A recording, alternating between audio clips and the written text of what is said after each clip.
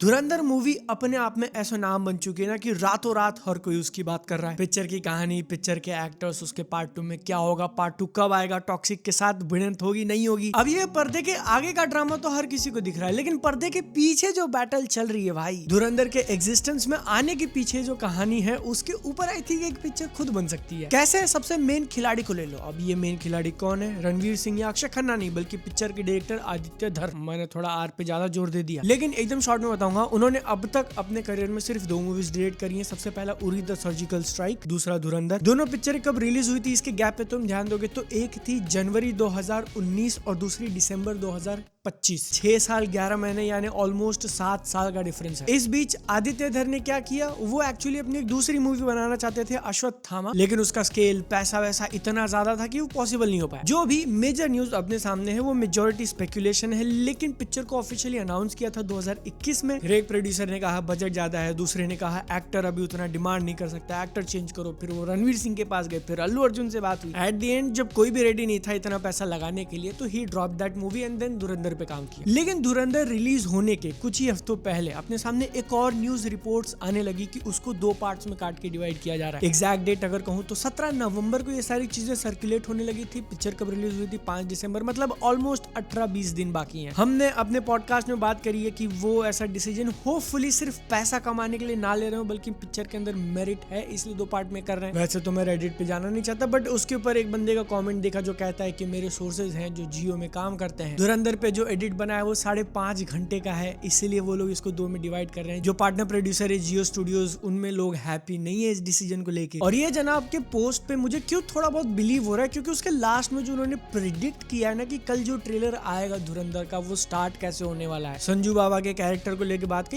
It was true. आप में से वो लोग जो इस चीज को पहले से फॉलो करते आ रहे थे, उनको थोड़ा सा खाना गया होगा कि एक सेकंड, हमने जो अर्लियर रिपोर्ट सुनी थी उसमें 7 घंटे का फुटेज कहा गया था और ये बंदा कह रहा है 5.5 घंटे। आई थिंक दोनों ही पॉसिबल है। आपके पास रॉ फुटेज जितना है, जितना आप काउंट कर सकते हो, वो 7 घंटे का है। फिर काट पीट के जब आपने उसको छोटा किया तो वो 5.5 घंटे का निकला। अब 5.5 घंटे की पिक्चर तो लॉन्च नहीं कर सकते, इसलिए 2 पार्ट में कर दो। और ये चीज वैसे तो आज भी स्पेकुलेशन है, लेकिन बहुत स्ट्रॉन्ग इसके पीछे रीजनिंग है। बॉलीवुड हंगामा का आर्टिकल वही 17-19 नवंबर के आसपास का है, उसमें उन्होंने कहा है कि दिस वाज वन फिल्म, और पिक्चर को 2 पार्ट में डिवाइड करने का डिसीजन अक्टूबर 1st वीक में लिया था, रिलीज के 2 महीने पहले, जो कि मैं कहूंगा बहुत ही शॉर्ट डिसीजन है। क्योंकि वैसे तो आपको 2 महीने का टाइम काफी ज्यादा लगेगा, बट आपको पिक्चर एडिट करनी है, उसको डिलीवर करनी है, उसको सेंसर सर्टिफिकेशन को भेजना है। मेजॉरिटी केसेस में आप नहीं चाहोगे कि इतना क्लोज आके इतना बड़ा डिसीजन ले रहे हो। और बिहाइंड द सीन्स चीजें कितनी मेसी चल रही थी ना, इसका एक और रिपोर्ट आया था कि पहले धुरंधर एज अ होल मूवी वो लोग थिएटर में शायद 3.5 घंटे की लगाने वाले थे, फिर बाद में कहा गया कि सिर्फ पार्ट 1 3.5 घंटे का होगा। और ये सारी चीजें कंफ्यूजिंग तो डेफिनेटली है, लेकिन इस बीच में मैं सोच रहा हूँ एक सेकंड, ये पॉसिबल कैसे कि आप एक मूवी बनाने जाओ और आपके पास 7 घंटे का फुटेज हो जाए। उप्स,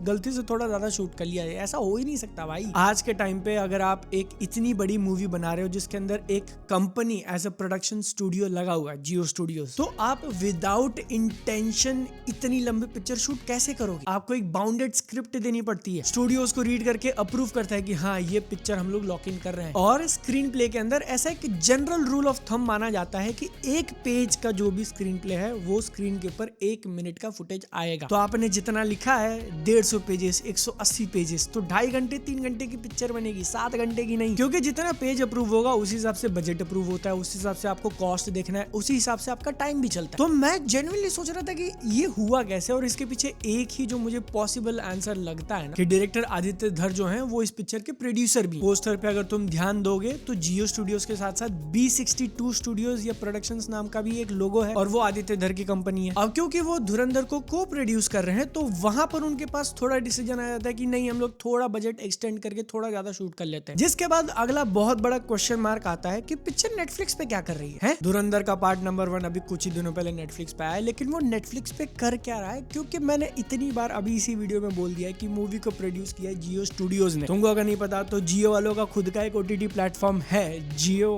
हॉटस्टार, जो भी उसका लेटेस्ट नाम है। तो जब उनके घर में उनका खुद का एक OTT प्लेटफॉर्म है, वो नेटफ्लिक्स को क्यों देंगे पिक्चर? इस बात को लेके भी फाइनली बहुत सारी इंटरेस्टिंग बातें गॉसिप से अपने सामने बात करने के लिए एकदम जूसी। तुमको अगर अभी तक सुनने में मजा आ रहा है तो वीडियो को एक लाइक करो। आई थिंक मेरा ऑब्सेशन अब थोड़ा ज्यादा ही हो गया है। आई बिलीव यहाँ पे मैं अपना ओपिनियन दे रहा हूँ, ठीक है, कोई भी एकदम ठोस बात नहीं है, बट ये सारी चीजें यहाँ से आगे चल के जितना भी भसड़ तुम सुनने वाले हो वो सारा का सारा हुआ सिर्फ एक डिसीजन के कारण कि हम लोग इस पिक्चर को 2 पार्ट में डिवाइड कर देते हैं। और ये डिसीजन एक्चुअली इतना लेट लिया गया था ना कि जियो स्टूडियोज को मजबूरी में आके रिस्क हेजिंग करनी पड़ गई, क्योंकि धुरंधर पहली मूवी नहीं है जिसका इंटेंशन एक पिक्चर बनाने का था और बाद में उसको काट के 2 किया गया। एक लेटेस्ट एग्जांपल अपने सामने आया था इंडियन 2 और 3, लेकिन वो चीज इतनी बुरे तरीके से बैकफायर करी है। इंडियन 2 इतनी बड़ी फ्लॉप हुई कि इंडियन 3 कभी बन के रिलीज होगी भी या नहीं, वी डोंट नो। जबकि जितना अपने को पता है कि उसका अगला पार्ट शूट करके सारा रेडी है, या फिर अगर एक्स्ट्रा शूटिंग करनी होगी तो बहुत नॉमिनल, बहुत मिनिमल। यही सेम केस धुरंधर के साथ भी हो सकता था। अगर उसका पार्ट नंबर 1 फ्लॉप हो जाता, लोग नहीं केयर करते, तो पार्ट नंबर 2 कौन देखता भाई? ओटीटी वाले मुंह भी नहीं लगाते। थिएटर में रिलीज करने के लिए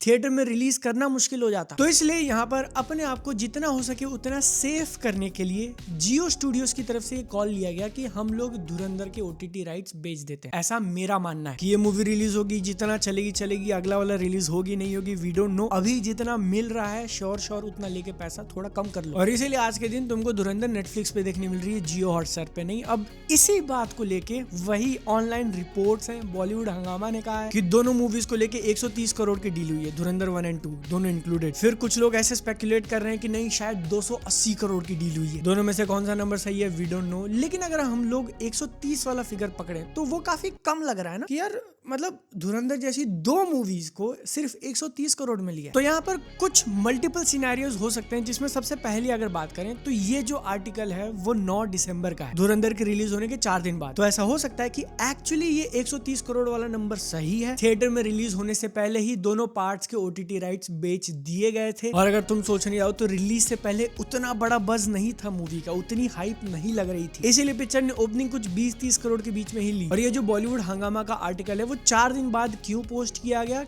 क्योंकि उनको खबर ही तब मिली। या फिर इसी सिनेरियो में एक स्लाइट डिफरेंस है कि मे बी नेटफ्लिक्स ने वेट किया हो, धुरंधर रिलीज हो जाने दो, पहले 2-3 दिन के रिएक्शन हम लोग देख लेते हैं, फिर उस हिसाब से प्राइस डिसाइड होगा। ऑल्दो ये दूसरा वाला सिनेरियो मुझे उतना पॉसिबिलिटी नहीं लग रहा, पहला वाला ज्यादा स्ट्रांगली है, क्योंकि ऐसे केस में या फिर 2 पिक्चर 130 करोड़ के लिए दोगे, इवन इफ रिलीज के 2-3 दिन बाद पैसे डिसाइड किए हो, फिर भी 130 करोड़ का number kind of make sense, मतलब बहुत ज्यादा भी नहीं है। लेकिन वहीं पे तुम देखो कि पहले 2-3 दिन के कलेक्शन धुरंधर के उतने ज्यादा भी थे नहीं। अभी बॉर्डर 2 जो रिलीज हुई वो उससे ज्यादा पैसा कमा रही है पहले 2-3-4 दिन की बात करें तो। मैंने बॉक्स ऑफिस का वीडियो बनाया, जाके चेक कर लेना। और धुरंधर के ऊपर इतने बॉक्स ऑफिस के वीडियो बनाए, हर बार गलत साबित हुआ है, क्योंकि किसी को भी आइडिया नहीं था भाई कि ये पिक्चर 1300 करोड़ जाएगी वर्ल्ड वाइड। तो अगर हम लोग एकदम वर्स्ट केस सिनेरियो मानते हैं कि चलो 2 पिक्चर 130 करोड़ में नेटफ्लिक्स को बेच दी, और मुझे ये थोड़ा बहुत सेंस बनाते हुए क्यों लग रहा है, क्योंकि पूरी मूवी का बजट ही 280 करोड़ रुपए बताया जा रहा था, दोनों पार्ट इंक्लूडेड। अगर आपको ओटीटी से इतना मिल चुका है, फिर आप म्यूजिक राइट्स दे दो, फिर आप सैटेलाइट राइट्स दे दो, जिससे अगर कर करा के तुम्हारा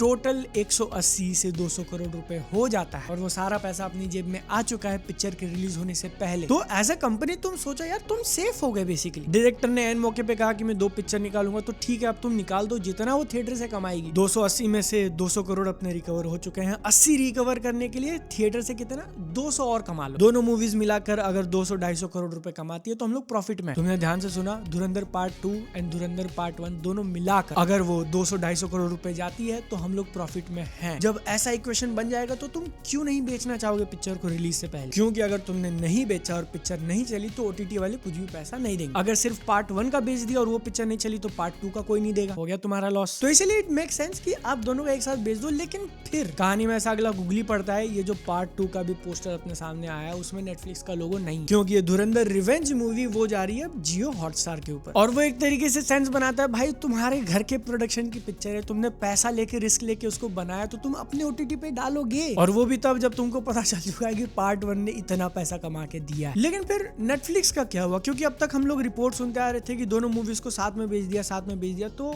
मतलब ये कैसे हुआ? 2 सिनेरियोज मुझे लगते हैं, या तो वो लोग वापस से रीनेगोशिएशन करने गए कि भैया देखो, हाँ हमने तुमको दोनों पार्ट्स के बेच दिए थे, लेकिन अब अपने को सेकंड पार्ट का वापस चाहिए। तो ऐसे में नेटफ्लिक्स के पॉइंट ऑफ व्यू से तुम सोचो कि ठीक है, मतलब हमने सिर्फ पेपर पे कुछ साइन किया और अपने को करोड़ों रुपए मिल रहे हैं, अब पार्ट 2 चले ना चले वो तुम्हारा रिस्क है। जस्ट बिकॉज हमने रिलीज से पहले दोनों का कॉन्ट्रैक्ट कर लिया था और अब तुमको सेकंड पार्ट हमसे चाहिए तो हमको पैसा दो, और पार्ट 1 जो भी लोग हमारे प्लेटफॉर्म पे देख रहे हैं उससे तो हम लोग कमा ही रहे हैं। तो ये एक पॉसिबल रीजन है कि वो वापस से शिफ्ट हो गई। या फिर दूसरा सिनेरियो कि नेटफ्लिक्स के साथ जो भी डील थी वो सिर्फ एक मूवी की थी। अब सेकंड मूवी के लिए वापस से बिड किया गया, जिसमें जियो हॉटस्टार ने काफी ज्यादा पैसे दिए। दोनों में से सिनेरियो कुछ भी हो, एक चीज यहाँ पर पक्की ट्रुथ है कि पिक्चर के जो डायरेक्टर हैं, जो प्रोड्यूसर है, पार्ट प्रोड्यूसर है आदित्य धर भाई, उनकी तो चांदी चांदी हो चुकी है। उन्होंने इतना बड़ा रिस्क लिया, उन्होंने इतनी मेहनत करके एक मूवी बनाई, लेकिन अब उनको और उनकी प्रोडक्शन कंपनी B62 को जो रिवॉर्ड मिला होगा भाई, क्योंकि राइट्स फाइट्स का मामला सारा मारो गोली, थिएटर से सिर्फ प्रोड्यूसर्स की जेब में कम से कम 500 करोड़ रुपए तो आएंगे। अभी पार्ट 2 रिलीज होगी, उससे कितना आएगा वी डोंट नो। तुम समझ रहे हो, मतलब जनरेशनल वेल्थ बना लिया पिक्चर ने। हाँ, ये 500 करोड़ में से जियो स्टूडियोज का कितना शेयर है और आदित्य धर का कितना शेयर है that we don't know, but जितना भी मिलेगा बहुत मोटा पैसा मिलेगा। इसीलिए नहीं बीच में रिपोर्ट्स आने लगी थी कि अश्वत्थामा इज बैक, या फिर आदित्य धर अपनी अगली मूवी अल्लू अर्जुन के साथ बना रहे हैं। मतलब तुम देख रहे हो एकदम हीरोज जर्नी वाली कहानी चली यहाँ पर। लोग तुमको डाउट कर रहे थे, लोग तुम्हारे साथ काम नहीं कर रहे थे, लोग तुम्हारे पर पैसे नहीं लगा रहे थे, क्योंकि उनको इतना पैसा तुम्हारे ऊपर दिख ही नहीं रहा था कि हम लोग आदित्य धर के साथ मिलकर 800 करोड़ 900 करोड़ की पिक्चर बनाएंगे तो रिकवरी हो भी पाएगी कि नहीं। बंदे ने क्या किया, 280 में 2000 करोड़, और ये सारी चीज हुई सिर्फ एक डिसीजन के कारण, और वो क्या था कि हम लोग इसको 2 पार्ट में रिलीज करते हैं। Good call. उसके कारण भसड़ बहुत ज्यादा मच गया, क्योंकि अब तक हम लोग सिर्फ OTT की बात कर रहे थे। म्यूजिक राइट्स को लेके भी तुम देखो कि